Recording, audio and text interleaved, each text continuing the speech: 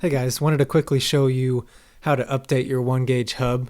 If you have a code change or need some kind of change made to the way that your hub is running, say for example you change sensors or you add a screen, OneGauge will provide a code file for you, but I wanted to walk you through real quick how to install it. So the first step is to navigate to the Learn section of our website.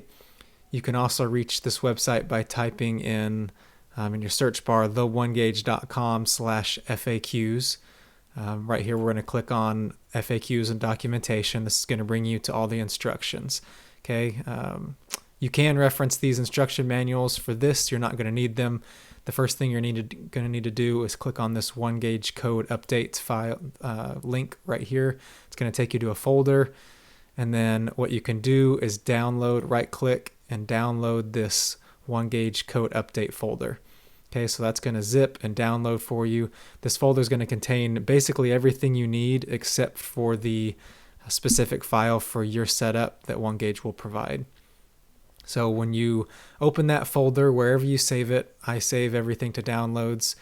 What you're going to do is unzip that folder, so you can right click on it and click extract all. And that's going to bring up this window. You can choose where to save it. I would recommend just your downloads folder. Extract that. Okay, since I've already done this once. So now you're going to have this OneGauge code update folder right here. Double click that. And the first thing you need to do is read through these instructions thoroughly. Now these have some specific instructions for how to deal with your screen when you plug the unit in, because plugging your OneGauge setup in with an LCD screen attached can damage the LCD screen if there's not enough power there. So read through those instructions, familiarize yourself with what you're supposed to do, and then I'll show you how to do the rest. So once you're ready and you've read through those instructions, you're going to open up the Xloader program. Okay, this is just a really simple program right here. The first thing you want to do is navigate this hex file to the file that OneGauge provided for you. So in this case, I downloaded my file and it's right here on my desktop, and it ends in .hex, so that's how you know it's the correct file. So you're going to choose that file. When we provide you your file, it will likely have your name in it. It may have some other information, but it will be a file specific to your setup. So open that file. Make sure this device right here is set to ATmega 2560. The baud rate should be 115/200. That's all correct. Now, COM port, you may have a few different options here, but at this point, this is when you need to plug in your OneGauge setup. So go ahead and plug it in. Again, make sure you read through the instructions. Make sure that if your LCD screen is flashing after you plug it in, please unplug it immediately. So plug in your OneGauge setup with your USB cable. It should give you the ding sound that Windows does when you plug in a new device. Okay, if you just have one thing here, you don't really need to do the following step, but I'm going to show you anyway just to make sure. So in my example, I have a few different COM ports here. I'm not exactly sure which one I should use, so what I'm going to do is open up my start menu, type in device manager. Okay, this is it right here.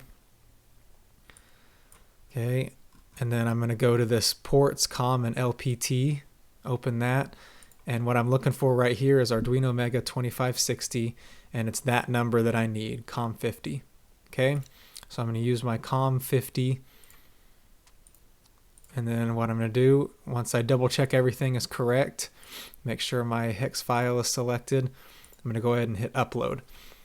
And it's going to take a minute or two to run this update, but if it takes much longer than that, then you probably need to unplug it and restart the process.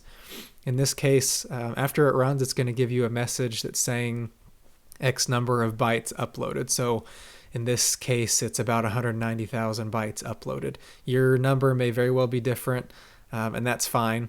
But what you want to look for at the end of the message is at the end of the process is that message that says number of bytes uploaded. So we'll take a second and watch for that to pop up here in a second, and then we'll know it's completed.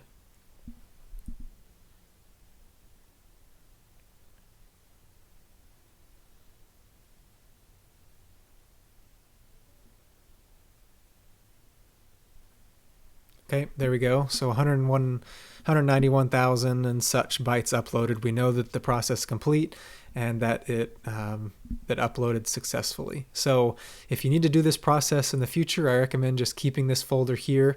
And then whenever we send you a new code file, you would just select that different code file here in the hex file selection.